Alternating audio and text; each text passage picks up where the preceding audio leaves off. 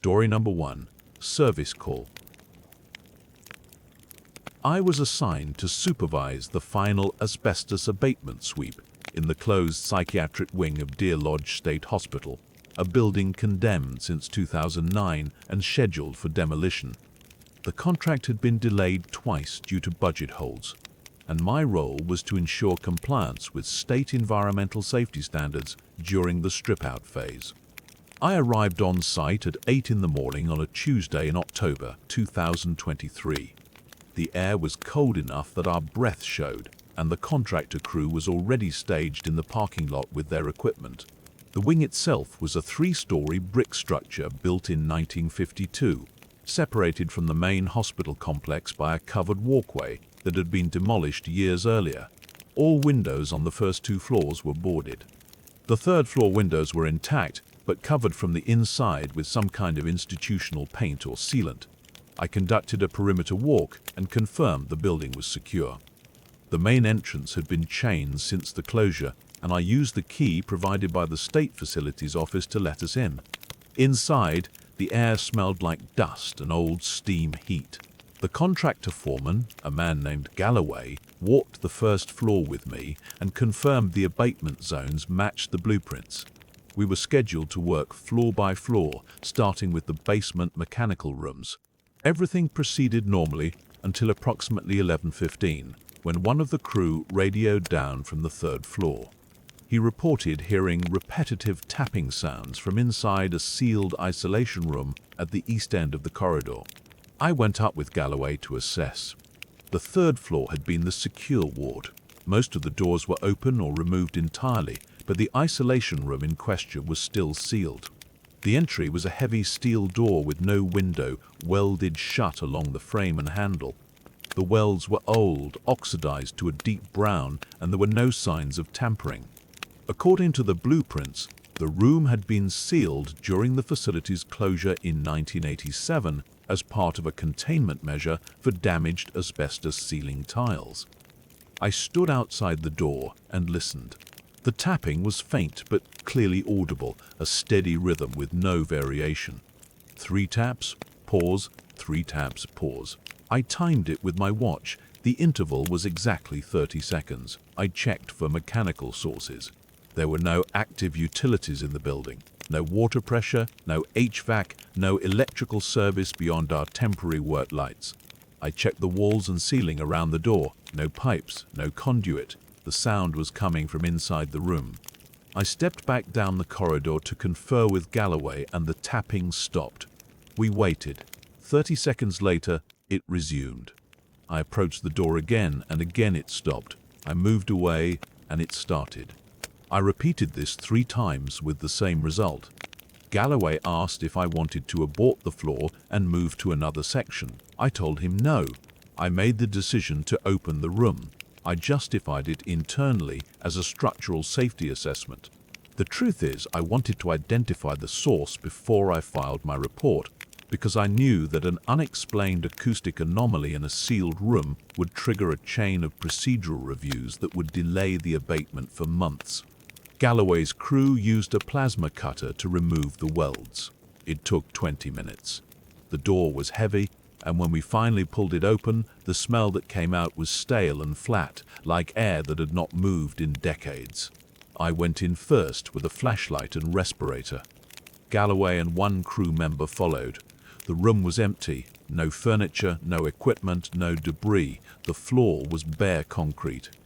The walls were covered in old institutional paint, a pale green that had yellowed with age. But the paint was marked. Thousands of small handprints pressed into the surface, layered over each other in some areas, distinct in others. All of them at the same height, approximately 4 feet from the floor. They covered every wall from corner to corner. The ceiling was unmarked. I moved closer and examined several prints. They were not painted on. They were impressions, as though someone had pressed their hands into the wet paint and left them there.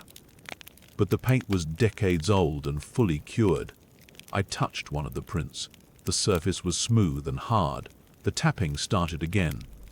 It was coming from inside the walls now, behind the paint. the same rhythm but louder, and it was moving. It traveled from the far wall to the left wall to the wall behind me, circling the room. Galloway said something I did not catch. I turned and saw the crew member, a younger man whose name I do not remember, standing with both hands pressed flat against the wall. He was staring at the surface, not blinking, and his hands were moving in small repetitive motions, pressing and lifting, pressing and lifting. I crossed the room and pulled him back by the shoulder. He did not resist, but he did not look at me either. His hands were still moving in the air, miming the motion. I told Galloway to get him outside. Galloway took him by the arm and led him out into the corridor. I followed and pulled the door shut behind me. I ordered an immediate evacuation of the third floor. The crew collected their tools and went down to the staging area. I remained on the third floor long enough to seal the door with contractor-grade adhesive barriers and caution tape, then joined them outside. I told Galloway the room was structurally unsound and posed a contamination risk. I filed the wing as unsafe for abatement pending environmental site contamination review, a designation I borrowed from a manual I had skimmed years earlier and whose specific application I did not fully understand. I submitted my report to the State Facilities Office that evening. I included photographs of the door, the welds, and the handprints, but I did not include audio recordings because I had not made any. I described the tapping as a potential mechanical echo effect caused by settling infrastructure. I recommended the wing be reclassified under industrial biohazard protocols and that demolition be delayed pending further assessment. 3 days later, I received notification that my report had been transferred to a regional office for review. The notification included an office code and contact number, but when I called the number, it rang without answer. I searched for the office code in the state directory and found no match. My supervisor told me the Deer Lodge assignment had been closed successfully and that I was being reassigned to commercial site inspection in Billings, effective immediately. The demolition of the psychiatric wing was delayed indefinitely. I checked the facilities database 4 months later and found the building reclassified under a designation I did not recognize. There was no further information available. The crew member who pressed his hands against the wall left the contractor company 2 weeks after the incident. I do not know where he went. Galloway told me later that the man would not discuss what happened in the room and that he had requested a transfer out of state. My file contains a notation indicating successful closure of the Deer Lodge assignment. I have not been asked to return. Story number 2, Scope Revision. I arrived at the Piedmont Textile Mill on a Tuesday morning in late September to conduct a standard asbestos and lead contamination survey before scheduled demolition. The building had been closed since 1998. My assignment was routine, pre-demolition environmental assessment, the kind I had completed 47 times in the previous 18 months. The structure was red brick, 4 stories, with most windows intact but heavily filmed with dust. I entered through the loading dock after cutting the chain. The county had provided authorization and keys that did not fit any of the locks. The ground floor revealed expected decay. Water damage from roof leaks had collapsed. Sections of ceiling tile, pigeon waste covered the concrete floors in uneven drifts. The air smelled of mold and old machine oil. I documented conditions with photographs and began collecting paint chip samples from window frames and door jambs. The main office area yielded elevated lead readings, which I noted in my field log. I found personnel records still in filing cabinets, time cards from the final week of operation, a calendar stopped on November of 1998. Standard abandonment scenario. I moved to the second floor. The stairwell was intact, though 2 steps near the top had rotted through, and I marked them with orange tape. The second floor was the primary weaving room, a single open space approximately 200 feet by 120 feet. and I stopped in the doorway because all 217 looms were positioned identically, each one rotated to face the eastern windows. I had reviewed the facility closure documentation the previous evening. The photographs from the final operational day showed the looms in their working positions, oriented in rows perpendicular to the windows for optimal lighting on the thread paths. What I was looking at represented a coordinated repositioning of industrial equipment, each loom weighing between 800 and 1,000 pounds. I photographed the configuration from multiple angles. I checked my copy of the closure photos again on my tablet to confirm I had not misremembered. The discrepancy was absolute. I documented it in my notes and continued the assessment. The air temperature on the weaving floor was 51 degrees. I had measured 62 degrees in the stairwell. I checked my thermometer calibration. I took 3 additional readings in different locations on the floor. All returned values between 50 and 52 degrees. There were no active HVAC systems, no air handlers, no ductwork that could create such a localized temperature differential. I noted the anomaly and began sampling window glazing. At approximately 2:15 in the afternoon, I heard the looms start, not all at once. A staggered initiation, the way a factory floor comes to life at shift start. The mechanical rhythm was unmistakable. The shuttle impact, the harness lift, the reed beat. I had toured operational textile facilities during my training. The sound was precise and correct. I turned from the window where I had been scraping paint samples. The looms were stationary, all of them. No movement, no vibration, no dust displacement. But the sound continued, building to the full operational volume of 217 looms running in synchronized production. The building had no power connection. I had confirmed this with the utility company before arrival. The electrical service had been terminated in 1999 and the meter removed. I walked to the nearest loom and placed my hand on the frame. No vibration. The sound suggested mechanical operation at full speed, but the equipment was completely still. I returned to the stairwell and began descent to the ground floor. The stairs led up to the weaving room. I stopped. I turned around. I had gone down half a flight and reached a landing that should have turned toward the ground floor. Instead, the next flight continued upward to a doorway opening into the weaving room I had just left. I went back up and exited onto the weaving floor. I crossed to the opposite side of the building where a secondary stairwell provided fire egress. I entered that stairwell and descended. 14 steps down, the stairs reversed direction, and I found myself climbing back toward the weaving room entrance. I attempted this 3 times with the same result. Down became up. Every stairwell returned to the second floor. The loom sounds had not stopped. The temperature had dropped to 47 degrees. I had no protocol for this. My training covered hazardous material identification, confined space entry, structural stability assessment. Nothing in my certification addressed spatial geometry that violated basic architecture. I returned to the eastern windows. They were original to the building, single-pane glass in wooden frames, painted shut but brittle with age. I used my pry bar to break out a pane in the nearest window, then cleared the frame. The drop to ground level was approximately 18 feet. I anchored my emergency descent rope to a structural column, tested the anchor, and rappelled down the exterior wall.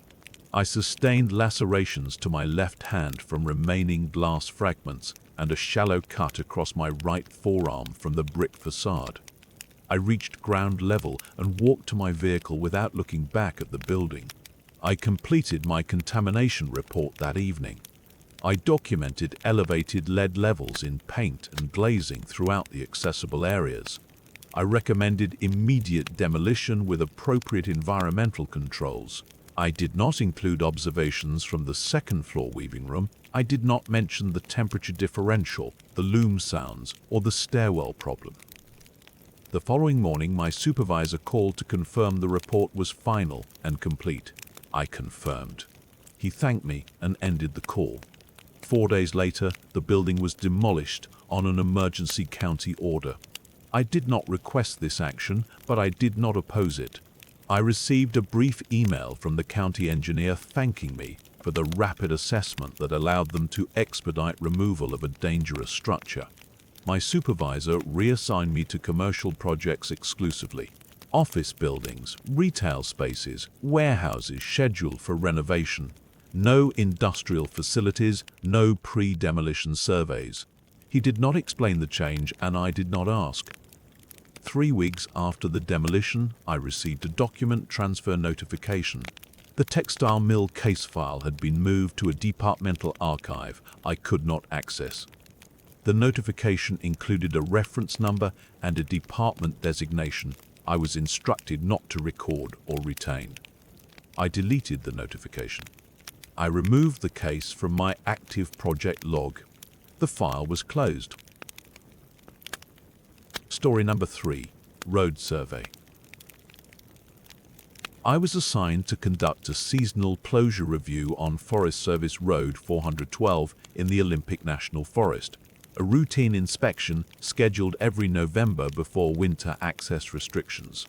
The work order came through standard channels on the morning of November 7, 2023, with instructions to assess road condition, verify signage, and document any maintenance requirements before the first significant snowfall. I reached the access point at 9:15 in the morning. Weather conditions were overcast with light fog, visibility adequate for inspection purposes. The road showed standard deterioration from seasonal runoff, surface cracking consistent with 8 to 10 years of deferred maintenance, vegetation encroachment at the shoulders. I proceeded at survey speed, noting conditions every quarter mile as required by the assessment protocol.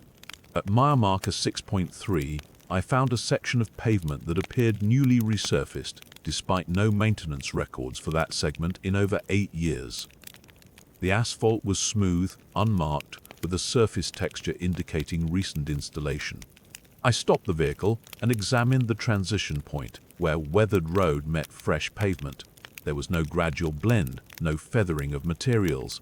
The line between old and new surface was precise, almost geometric. I documented the discrepancy with photographs and measurements, noting that the fresh asphalt extended exactly 270 feet before returning to the expected weathered condition.